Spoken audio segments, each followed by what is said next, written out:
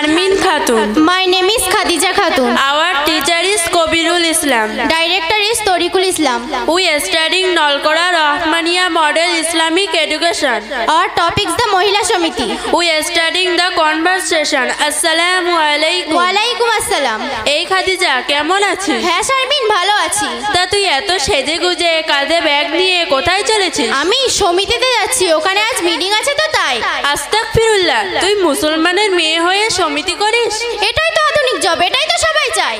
তুই তো ভালোই ডায়লগ শিখেছিস, বেশি শিক্ষিত হয়ে পড়েছিস। তা তো বটেই, তুই সব সময় মৌলা মৌলবীদের সঙ্গে থাকিস, ওসব ব্যাপারে তো তুই কি বুঝবি?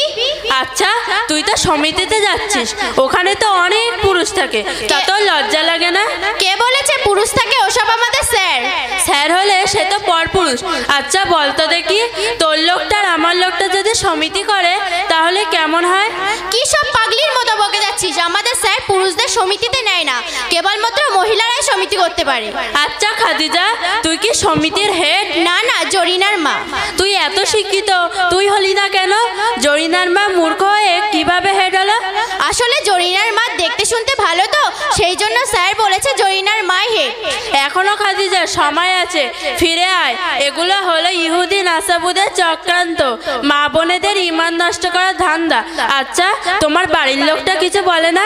না না, স্যার 40,000 টাকা লোন দিয়েছে তো, সেই জন্য আমার বাড়ির লোকটা কিছুই বলে না। আরে আমরা হুজুরদের কাছ থেকে শুনেছি সমিতি থেকে লোন নেওয়া হারাম, এবং এই দেওয়া নেওয়ার মধ্যে যদি কোনো ব্যক্তি সহযোগিতা করে সেটাও হারাম। শোন, হুজুররা তো সবসময় এরকমই বলে, খেয়ে দিয়ে কাজ পায় না তো আর কি করবে।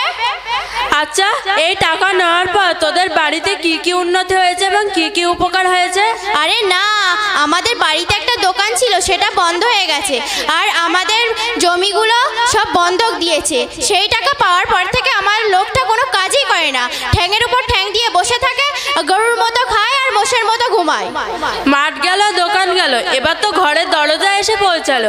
আসলে হারাম জিনিসের কোনোদিন উন্নতি হয় না। কি বললি শারমিন?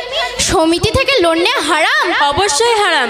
আমাদের নবীজি সাল্লাল্লাহু আলাইহি ওয়াসাল্লাম হাদিস শরীফে জানিয়ে দিয়েছেন, দিরহামু রিবাইয়া কুলুহু রাজুলু অহুয়া ইয়ালামু আশাদ্দু মিন সিদ্দাতি। অর্থ, কোনো ব্যক্তি যদি 1 দিরহাম রৌস মুদ্রা বা সুদ জ্ঞাত ছাড়ে গ্রহণ করে তবে তার পাপ 36 বার ব্যভিচার করার চেয়েও অনেক বেশি।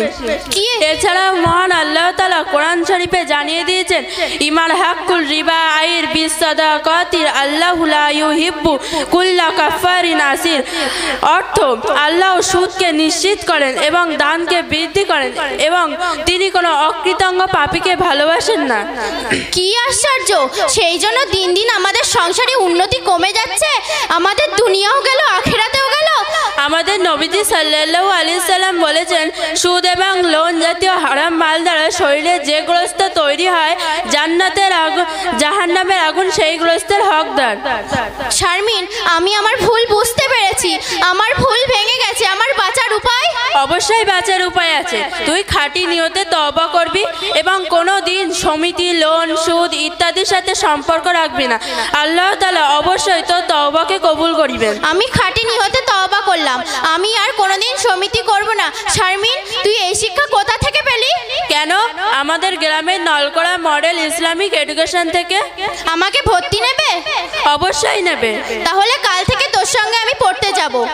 তুলি দুটি হাত করি মোনাজাত, হে রহিম রহমান, কত সুন্দর করিয়া ধরণী মোদের করছো দান। মোরা আপনারই তরে সুন্দর সমাজ গড়িতে যেন দিতে পারি জান। হে রহিম